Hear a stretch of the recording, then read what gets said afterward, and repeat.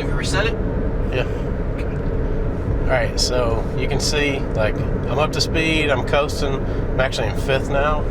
And we're going up a little bit of a grade right now, so I didn't want to stay in lean burn, but you can see it go into lean burn when it just really shoots up like that. Now we're at lean burn, 3-valve operation.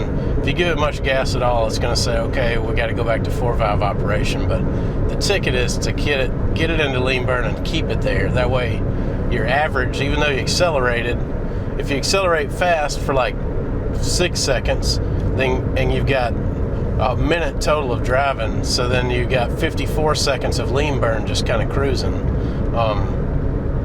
The average is going to be bigger because the low mile per gallon when you accelerated is less numbers in the average pool here. So roads like this, like it's a small constant grade, obviously it's going to pull me down a little bit here. As we see, like, your mile per hour go down too. Right. From 40 to 36. So now when I crest this hill up here, this is a really long one on this particular road. When I crest this hill up here and I'm going back down, it's very easy to gain that speed back. So like I mentioned earlier, like if you're one of the people that just wants to go, the speed limit's 55 and I want to go 60 all the time or 58, whatever your number is, probably not the car for you. You have to like sacrifice a little on the uphill and make it up on the downhill if you want that big average. So now this is without the air conditioning on at all. I do want to mention some of the numbers earlier, like when I went to Vegas and was getting 64, no AC because it was cold that time of the year.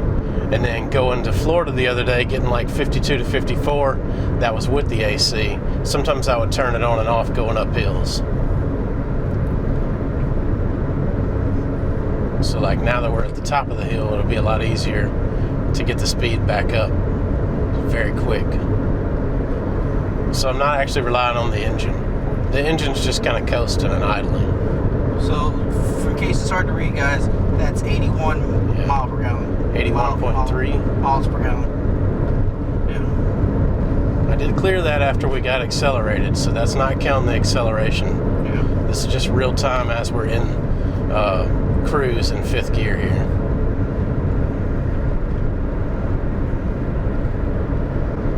If you have a long commute to town, maybe sacrificing the mile per gallon might make it take a longer time for you to get to town, but in this case I'm like 3 miles either direction I go, so it's really not going to save me maybe about 12 seconds total.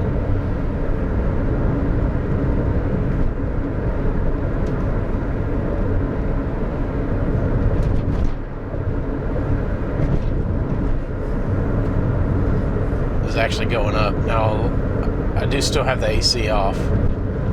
I'll try to leave it off for a little bit here. Yeah, I'm starting to sweat. Right. Starting to sweat. But it's actually gone up now, 84.6. Let's do the interstate. Okay. The car does the interstate. That's another thing I know some of you guys are probably wondering, how does it do at speed? So we're going to take it up the on-ramp here.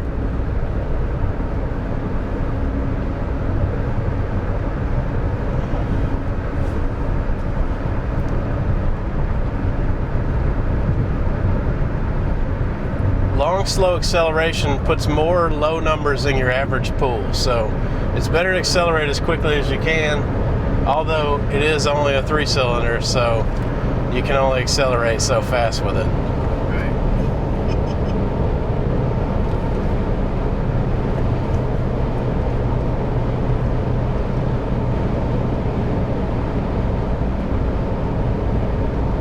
Now just from accelerating up the on-ramp for that long time has brought us down to 64.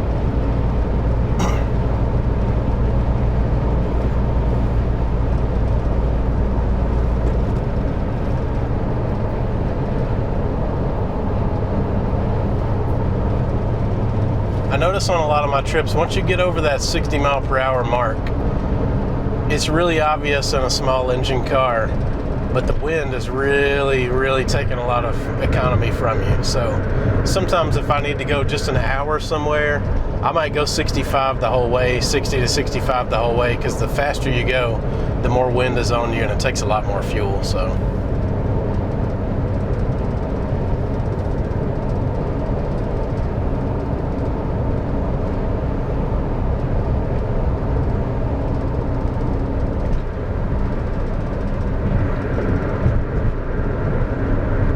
And let's take it back into town.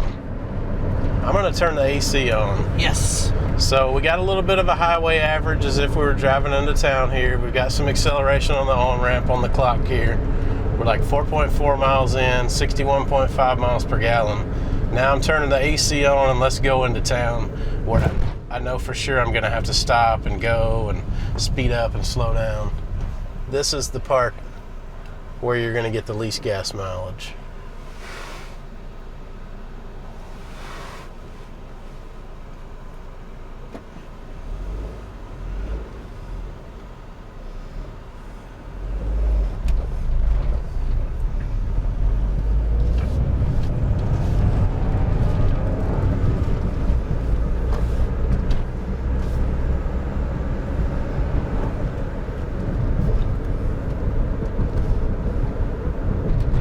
Now this is like a 30 mile an hour zone, so everybody's like 30 to 40 here.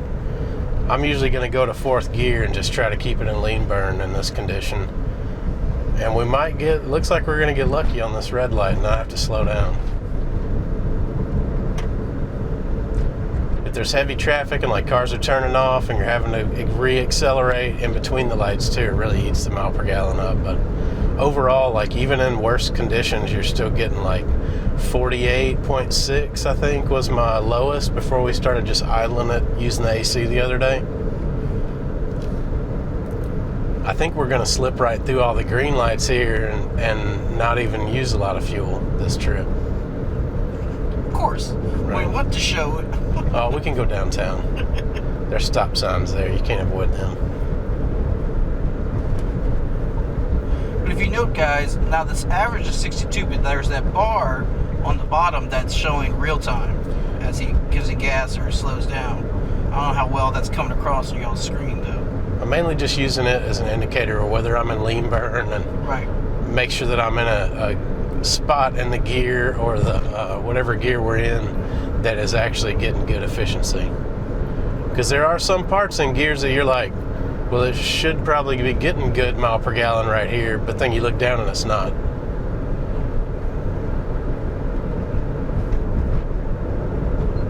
All right, let's go through the neighborhood.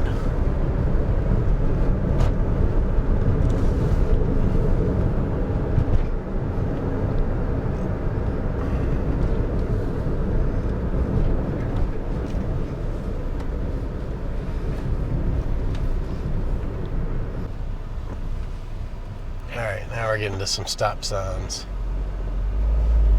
With the AC on, you really got to squeeze the gas to get it going. Especially with such a large passenger. Well, it's a really good representation because I'm mainly using this car to go to junkyards and go to the track to work and stuff like that, and then go into work in Florida with Jay. So normally I have about, a few hundred pounds worth of tools in the back here. And right now we're not loaded down with the tools, so like this is pretty accurate, you being in the car and the tools not. Didn't you say you went in this thing to a junkyard and put a Honda front-wheel drive transmission in the passenger seat? Yeah, I took that seat out and just put some cardboard down and put the Honda trans in the passenger floor. Yeah. And I think I may be going to Classic Jeff. Tennessee to pick up an engine and a transmission from one of our fans. And I may use it. I may just use this. I would have to go alone to do it.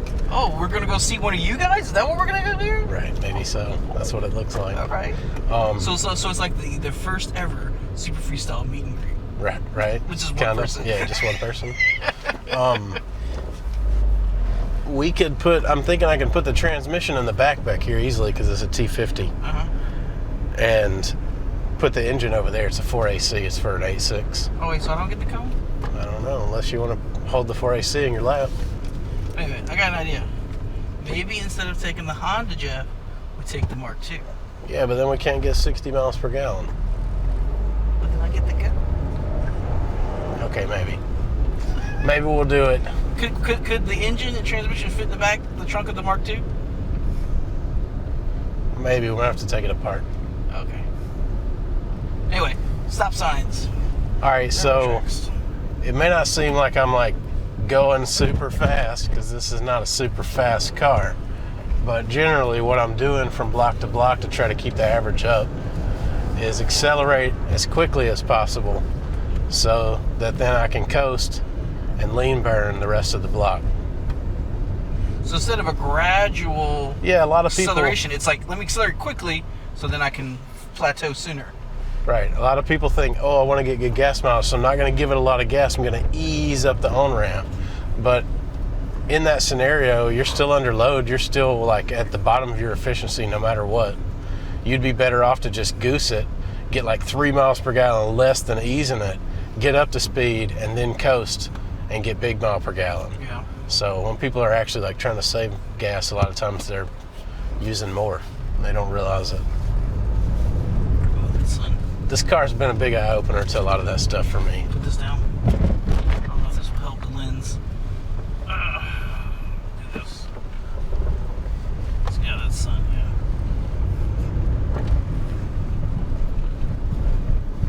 yeah. Alright.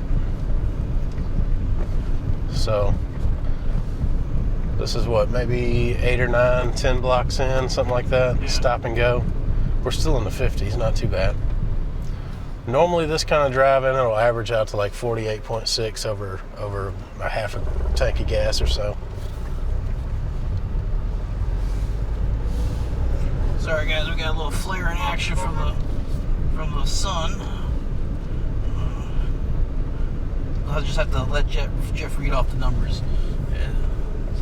Since I can't capture right now. Or Jeff can just turn.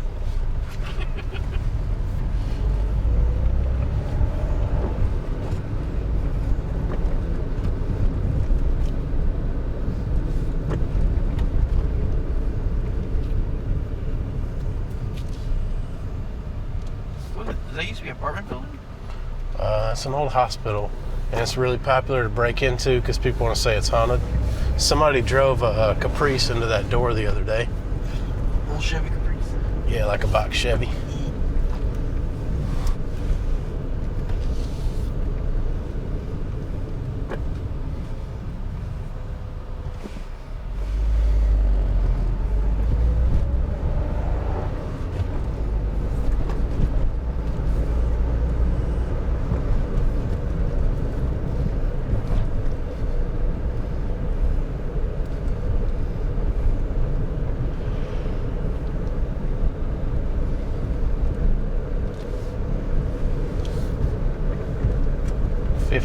.1. We're getting some downhill here, so I might actually bring it back up. Now, I tested this drafting theory on the highway because I saw the other guy's video about this car, and they were drafting, trying to go so many miles on a tank. And it doesn't really seem like it helps, to be honest. It's cutting a little of the wind off, but I think that the trick is, if you're stuck behind an 18-wheeler, they're generally coasting up the hills and getting their speed on the downhill too, so it's unknowingly forcing you to drive with good, like, economic manner, for the lack of a better term.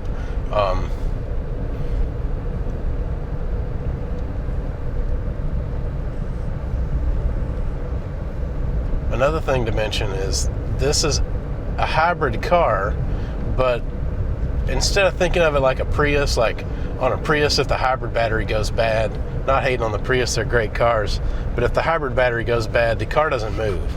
But a Prius will drive on electric only without the gas engine. This thing is a gas hybrid assist. If it's in motion, the gas engine is doing all the power. The hybrid is just like an extra boost or a turbo, so to speak, of power. So now here we're missing that. I did get to experience a little bit of it in the early days, though. Like when right now the engine would have shut off. Yeah, would it be auto stopping right now? This is actually decreasing you'll see it when it regens. We're getting 0 miles per gallon right now, and that's going in the average pool for the entire duration of us sitting at the light because of how this thing calculates. Where before it only calculated when the car was in motion because of the auto stop.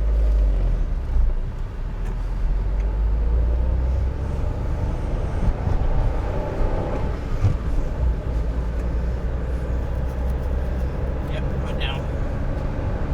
We're also accelerating pretty aggressively. Right, this is one of the turns that gets me every single day. I always catch somebody turning here, and they usually take their time and slow me down a lot. Yeah.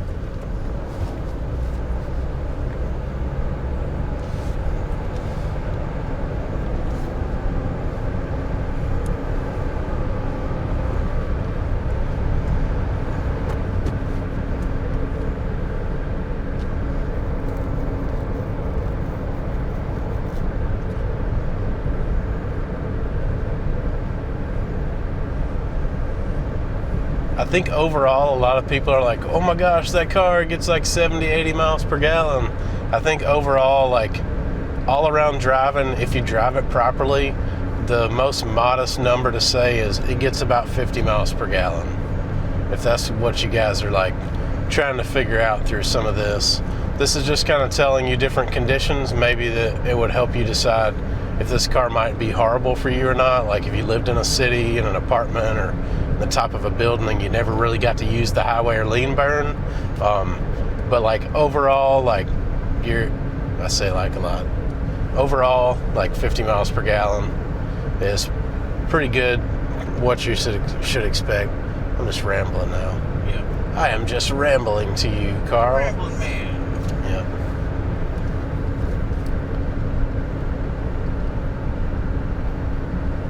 All right, we've gone just over 10 miles here. A little bit of highway.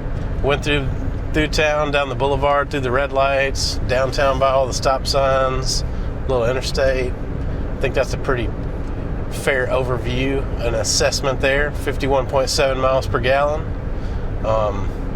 Yeah. See you next time.